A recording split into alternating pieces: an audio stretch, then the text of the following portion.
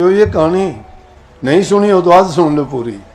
वो सूत काट रही थी। सूत जब काट रही थी तो क्या हुआ, ये हमारे सून भी काफी अच्छे हैं समाज के कि भाई क्या होने से बिल्ली रास्ता काट दे तो क्या होगा, बाहर जाते हो अगर पानी लिए हुए सामने से कोई पनियार आ जाए तो उसका क्या सून मानोगे, अगर कोई सामने से खेत से चारा हरा लेके आता हो तो उसका क्या, ये अच्छे मानते हैं, ये अच्छे हैं। अगर कोई लकड़ी लेके मिल जाए तो बोला कि बुरा है ये तो सून भी हैं। ऐसा हुआ था एक बार, दादू साहब चले, दादू साहब बाहर निकले ही थे, इतनी देर में क्या हुआ, किसी ने छींक दिया। कहने लगे कि दादू साहब ना जाओ आप, सामने की छींक है, सामने से छींकना अच्छा नहीं होता, ये सून है। बोले वाह भाई वाह। बोला साधु होके मानने सून, उसका मुखड़ा देखे कौन। बोला कि साधु होके हम सून नहीं मानते। बोले अच्छा। बोले कि दादो दुनिया बावड़ी रे फिर मांगे सून, लिखण वाला लिख गया तो मिटन वाला कौन। बोले कि तुलसी साहब ने भी कही है कि बनी बनाई बन रीर और बनन की ना, तुलसी धोखा मत धरो मगन रहो मन मा, कि होने वाली चीज तो होके रहेगी भाई। तुलसीदास जी कहते हैं कि मत चिंता करो मन में, जो होनी है वो होगी, ना कोई सून है ना कोई नियम है, तुम अपना काम करो। लेकिन हैं सून दुनिया में सारे। वो दादू साहब के साथ सिद्ध हो गया। दादू साहब ने भी कही कि दादू दुनिया तो बावड़ी है, सून मानती है कि ये होगा वो होगा, छींक दिया। बोले हमारा क्या बिगड़ेगा भाई, कोई बच्चा हमारे नहीं उसको तकलीफ हो जाए, औरत हमारे नहीं कोई तकलीफ हो जाए, कोई धन हमारे नहीं लूट जा, कोई घर नहीं प्रॉपर्टी नहीं कोई छीन लेगा, आज यहाँ कल और कहीं डेरा जमा लेंगे, बताओ हमारा क्या बिगड़ेगा। लेकिन ये नहीं पता कि आखिर दुनिया ने सोच समझ के ही बातों को समाज के सामने रखा है और वो सत्य होती भी हैं। दादू साहब आगे गया, चरवाहे पशु चरा रहे थे। बोले रे दादू आ गया, दादू को तो 3 लोकों का और तीनों काल का सब पता है, त्रिकालदर्शी है, आओ देखेंगे कैसा त्रिकालदर्शी है। बोला दादू जी बताओ आपको हम लाठी कहाँ पे मारेंगे। अब दादू क्या जवाब दे, गवाले लोग सारे, कम बुद्धि के, भोले वाले, उनको यही नहीं पता महात्माओं को दुख नहीं देना चाहिए, क्यों मारोगे महात्मा को बिना बात।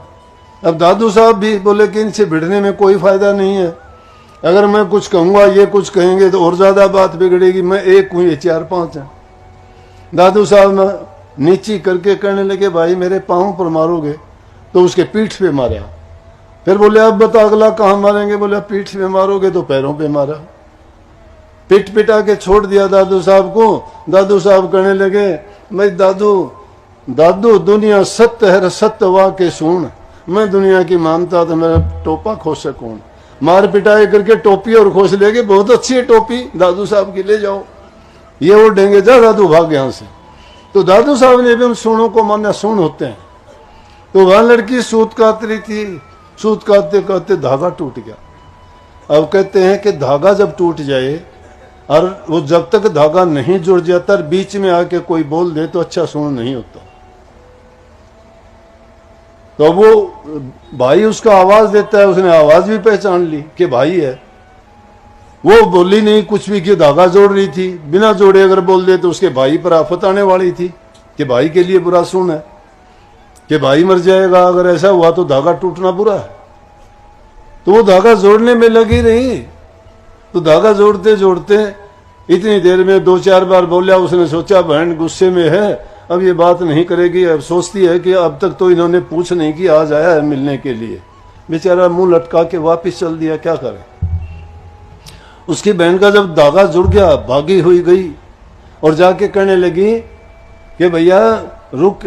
बोला कि हाँ। बोला कि तू बोली क्यों नहीं। बोला मैं इस तरह धागा टूट गया था, उसको जोड़ने लगी, अगर बिना जोड़े तुझे बोलती तो तेरे ऊपर जो है कोई आफत आने वाली थी। मन में सोचा आफत तो 3 तो पीछे छोड़ के आया हूं, वो तो है ही है, तेरे से मिलने के बाद जाऊंगा तुम बचना ही मुश्किल है। बोला कि क्या आफत आएगी। बोली कि अब धागा जुड़ गया, अब घर चला जा। घर ले जाके गई, इज्जत सम्मान से भाई को बैठाया प्यार से। अब भाई बहन के प्यार को तो आप जानते ही हो, अगर लड़ाई झगड़ा हो जाए तो भी भाई और बहन का प्यार तो अलग ही होता है। बस कहने लगी अच्छा मैं खाना बनाती हूँ तेरे लिए, पड़ोसन के पास गई। उसकी सहेली थी, कहने लगी भाई कोई किसी का प्यारे से प्यारा आदमी आ जाए तो उसके लिए क्या बनाना चाहिए, कैसे बनाना चाहिए। बोली कि उसने भी मजाक कर दिया कि तेल का तो चौका लगाना चाहिए और घी में चावल बनाने चाहिए।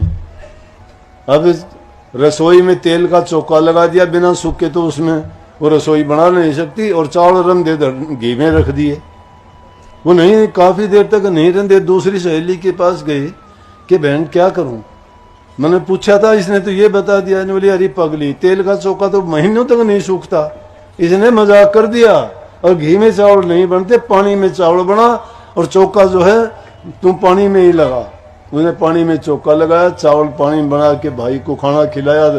5-7 दिन रहा भाई।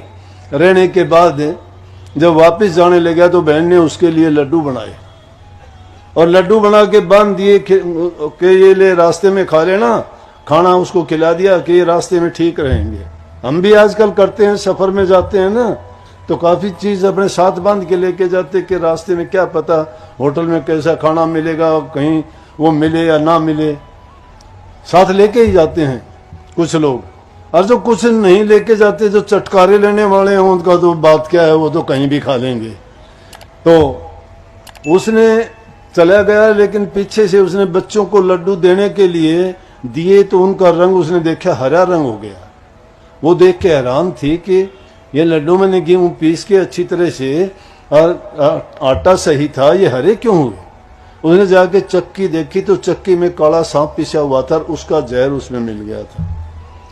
भागी भागी गई अपने भाई के पीछे। रास्ते में जाके वो थक गया था। उसने सोचा आगे तो शेर मिलना है, सर्प मिलना है, नदी मिलनी है, बचन की गुंजाइश नहीं, थोड़ा बहुत आराम कर ले। थोड़े लाडू खा के पानी पिए, नदी थी पास में, और फिर आगे बढ़ना। इतनी देर में बहन पहुंच गई, हाँफती हुई, भैया लाडू कहाँ है। बोले ये रखे। क्या बात। बोले ये तो खराब है, मुझे दे। और सब लेके जमीन में गाड़ दिए। जमीन में गाड़ दिए। फिर उसकी बहन कहने लगी मुझे प्यास लगी है। बोले मैं पानी लाता हूँ, बैठ तू। बोली ना, मैं खुद पानी लेने जाती हूँ। वो पानी लेने के लिए नहर पे गई तो वहां एक बुढ़िया बैठी हुई। वो बुढ़िया बैठी हुई, बुढ़िया से वो पूछने लगी माई क्यों बैठी है, तो क्या बात है यहाँ। कि भाई मैं तो जो बे माता कहते हैं वो हूँ, जिनके आंख डालती हूँ। सुना होगा ना कि भाई बच्चा 6 दिन का हो गया, उस दिन रात जगाते हैं और कहते हैं बे माता से आंख डालेगी। तो बोला कि मैं तो मौत के देवता हूँ और मैं तो बुढ़िया का भेष बन के यहाँ बैठी हूँ, क्योंकि एक भाई पर आफत आने वाली है और उसको तो उसकी बहन बचा सकती है। उसने सोचा भाई बहन का तो तुम्हारा ही है, और तेरे भाई ने बताया भी था रास्ते में इतनी बाधा पार करके आता है। बोला कि तू कैसे क्या हो। बोला कि उसकी बहन उसके लिए बचा सकती है, उसको लेके जाए और उसके अपने भाई को बुरा भला खूब कहे और उस पर जो आफत आए उनको टालती रहे। अब बहन को जब भाई के बारे में पता लग जाए तो बहन तो कुर्बानी देने के लिए तैयार हो जाती है। वो तो इतनी तक कह देती मेरी जान चली जाए, मेरे भाई को कोई दिक्कत ना हो, क्योंकि भाई जैसी चीज दुनिया में कोई नहीं है। बहन के लिए भाई जैसी कोई चीज नहीं है। इस त्योहार को इतना महत्व दिया गया बहन भाई के लिए। इस दिन बहनें जाके तिलक करवाते हैं, उनको मन में कुछ दान दक्षिणा भी अपनी तरफ से प्रेम स्वरूप में उनको देते हैं, और बहन उनके लिए लंबी आयु की, उनकी तंदुरुस्ती की, खुशहाली की दुआ मांगती है परमात्मा से। गया आगे जाके उसने कहने लगी, उसने सारी बातें बता दी। आके वापस कहने लगी भाई तू थोड़ी देर रुक। में आई, वो एक प्याली में दूध लेके आई, थोड़ा मांस का टुकड़ा लेके आई, एक चुंदड़ी लेके आई। वापिस अपने भाई को बोली घर छोड़ के आऊंगी। घर छोड़ने के लिए रास्ते में शेर मिला तो उसको मांस का टुकड़ा दे दिया, उसको वो खाने लगा, पार हो गए। सांप को दूध का प्याला रख दिया। अब मैं छोटे में बताना चाहता हूं इसको। सांप को प्याला रख दिया, वो दूध में लग गया, वो उसको भी लंग गए। नदी आई तो नदी को चुंदड़ी भेंट कर दी, नदी उसमें खुश हो गई, उसने रास्ता दे दिया। तीनों बाधाओं को पार करके अपने भाई को घर लेके पहुंची। घर पहुंचते गालियां देनी शुरू कर दी भाई को। उसकी मां ने देखते ही कहा कि इस कलियारी को मैं पहले जानती थी, तू क्यों गया था, क्यों लेके आया, ये जबान की ऐसी है और फिर भी तू नहीं माना। वो कहने लगा माँ अब तक तो इतनी अच्छी थी कि ना पूछ मेरे से क्या क्या इसने किया, लेकिन यहाँ आते ही पता नहीं क्या हो गया। बोले कि मेरी दुश्मन है ये, तो उसको ये नहीं पता कि ये सारा इसका भला चाहती है। चलो घर में चले गए। कुछ दिन के बाद उसके लड़के की शादी थी। शादी के लिए उसने देखा तो उसके घर में आग लगी। उसको तो पता था, वो नजर रखती थी हर चीज पर, कदम कदम पर भाई के साथ रहती थी। आग लगी, उसने आग को बुझा दिया, क्योंकि उसने बुढ़िया ने जो मौत का देवता था उसने कह दिया था कि तू ही उसका अंग संग रह के उसकी आफतों को टाल सकती है। टाल दिया एक आफत को। शादी होने के बाद कहने लगी, जब सोने के लिए गया तो बोली कि शादी में साथ बैठूंगी मैं। बोला तू साथ कैसे बैठेगी? बोला कि क्यों, इसमें क्या दिक्कत है? उनकी शादी हुई तो वहां साथ बैठी रही। जब रात को सोने के लिए गई, बोली मैं भी जिनके साथ सोऊंगी। बीच में पर्दा लगा दिया, अलग उसको चारपाई दे दी, लेकिन वो जागती रही। सर्प उनको काटने के लिए आया, उसने उसको एक टोकरी में बंद कर दिया और आराम से सो गई। अगला दिन हुआ, देर तक सब मेहमान थे, उसकी माँ ने उनको फटाफट विदा किया। इस कड़ियारी के उठने से पहले सबको भेज दो, नहीं तो इज्जत फिर खराब करेगी सबके सामने ये। और उसको भेज के देखा कि लड़की को क्या हो गया, बहुत देर हो गई उठी नहीं। जाके देखती है, उसको उठाया, खड़ी हो के बहुत देर हो चुकी। उसने देखा, मतलब मेहमान कहाँ है? बोले वो तो गए। नहीं, या तो सबको बुला पहले, और नहीं तो मैं वही काम करूंगी। उसने सबको बुलाया, वापिस मेहमानों को बुलाने के बाद उसने सारी कहानी बताई कि भाई के ऊपर ये आफत आने वाली थी और ये सारे के सारे नाटक और ड्रामे मैंने जानबूझ के किए थे। अगर मैं ऐसा नहीं करती तो भाई पर ये आफत आती, इसलिए ये परंपरा पड़ गई उस दिन के बाद में। ये लौकिक कथा है, लोग अपने प्रचलित। ये कहते हैं कि इसलिए इस दिन बहनें इस दूज को भैया दूज का नाम दे के इसको बड़े खुशी से मनाती हैं और भाई के लिए दीर्घायु की कामना करती हैं।